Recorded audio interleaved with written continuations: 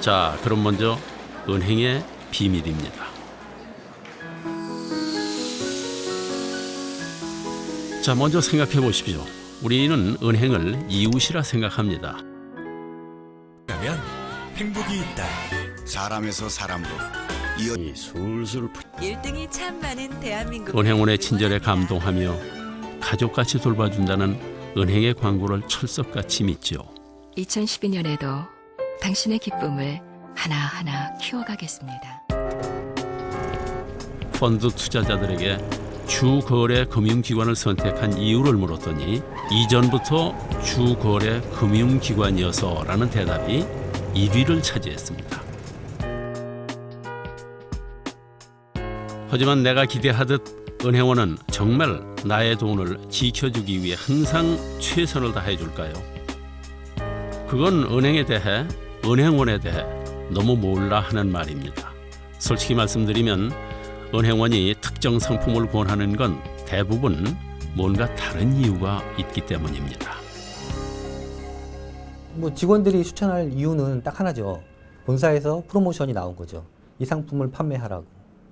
그렇기 때문에 판매하는 것이지, 직원들이 이 상품에 아무런 본인한테 인센티브가 없다고 하면 판매할 이유가 없지 않겠습니까? 사실은 당연한 일입니다. 은행은 이익을 목적으로 하는 기업입니다. 그런데 어떻게 고객의 이익만을 우선으로 하겠습니까? 나를 위해서 추천해 주는구나 라고 생각하시기 전에, 지금 은행이나 증권사에서 이 상품을 많이 팔려고 하는구나. 그래서 내가 원하는 상품인지 아닌지를 일단 판단을 해보시고, 원하는 상품일 때만 가입하시는 게 자신의 돈을 지킬 수 있는 방법이라고 생각합니다.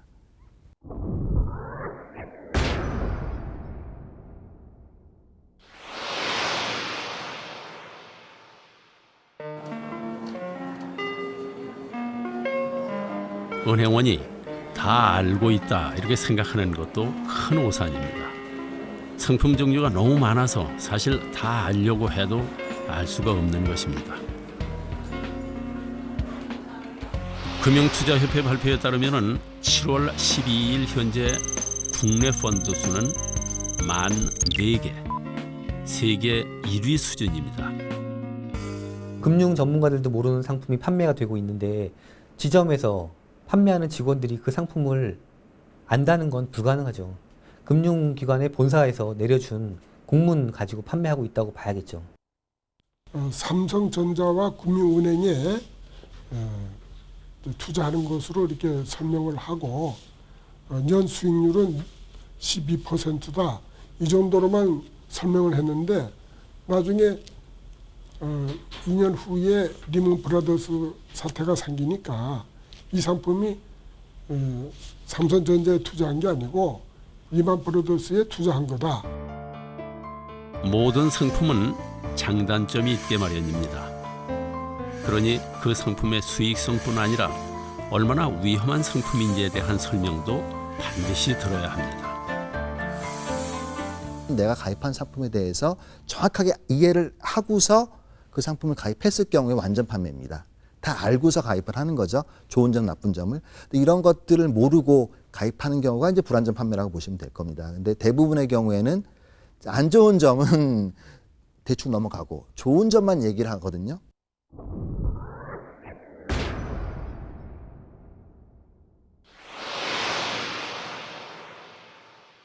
금 인출 사태가 확산되면서 추가로 문을 닫는 저축은행이 대표적인 예가 바로 저축은행 사태입니다. 지난 5월에 솔로몬, 미래, 한국, 한주 등 4개 저축은행이 영업 정지를 당했습니다. 그리고 결국 거기에 따른 손해는 투자자 혼자 온전히 떠안게 되는 것입니다.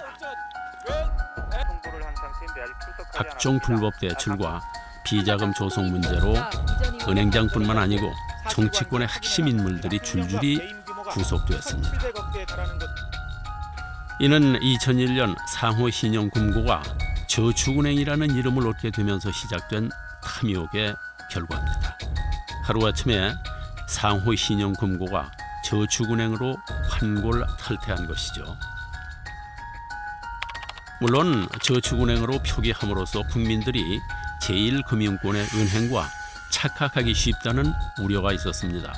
법적인 보호장치로 마련된 것이 겨우 간판에 저축 띄어쓰기 하고 은행이라고 쓰면 안 된다는 것이었습니다. 하지만 솔직히 무지한 우리는 똑같은 은행인 줄 알았습니다. 원래는 이제 신용금고잖아요. 쉽게 말하면 이제 사금고, 그러니까 새마을금고와 같은 작은 금융회사에 불과한 건데 은행이란 이름을 붙여주니까 사람들이 은행하고 혼동을 많이 일으켜서 많은 돈을 맡겨도 큰 문제가 없을 거다라고 착각을 많이 했던 것 같습니다. 게다가 이자도 많이 준다는데 누가 마다하겠습니까? 특히 문제가 됐던 것은 후순위 채권이었습니다.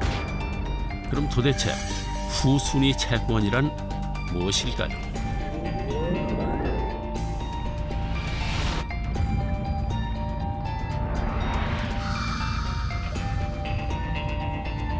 저축은행이 파산했을 경우에 예금자 보호법에 의하면 예금은 최고 5천만 원까지 원금을 보장해주게 돼 있습니다.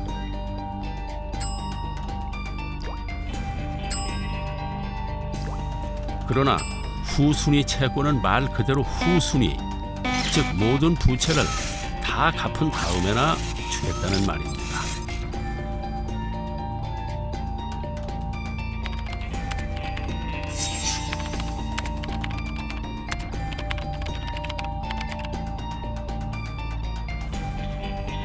그렇다면 저축은행이 후순위 채권을 파는 이유는 뭘까요? 바로 BIS 때문입니다. BIS는 은행의 자산이 얼마나 건전한지, 즉 믿을만한지를 나타내는 대표적인 지표입니다. 우리나라에서는 BIS가 5% 미만이면 감독기관으로부터 개선 권고나 요구, 명령을 받게 됩니다. 그런데 예금을 빼서 후순위 채권으로 돌리면 부채가 줄어들게 됩니다. 그럼 BIS가 높아지므로 자산이 건전하다 하는 인정을 받을 수 있는 것이죠. 그러니까 은행의 BIS 비율을 높이기 위해서 후순위 채권을 발행합니다. 그래서 예금 같으면 은행 측에서 보면은 빚이죠. 그분한테 돌려줘야 되니까. 그래서 그냥 부채로 잡히는데 채권은 부채로 잡히지가 않습니다. 항상 그 금융 소비자들이 아셔야 될 거는 그 높은 이자를 많이 주면 거기에 그 뒤에 숨어 있는 위험이 있다라는 거죠. 결국은 우리는 너무 몰라서, 너무 믿어서, 너무 순진해서 실패한 겁니다. 그러니 은행원에 좋다는 말에 덜컥 투자하지 말아야 합니다. 은행원이 제대로 알고 설명하고 있는지, 내게 정말 맞는 상품인지 꼼꼼하게 따져봐야 하는 것입니다. 톰 소여의 모험을 쓴 마크 트웨인은 이렇게 말했습니다. 은행은 맑은 날에는 우산을 빌려줬다가 비가 오면 우산을 건넨다.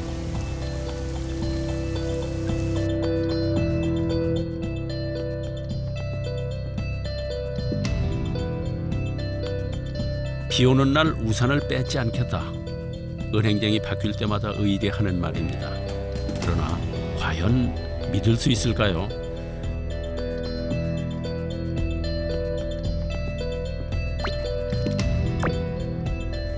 나를 가족처럼 생각해준다는 은행의 거짓말, 이제 무조건 믿으시면 절대 안 됩니다.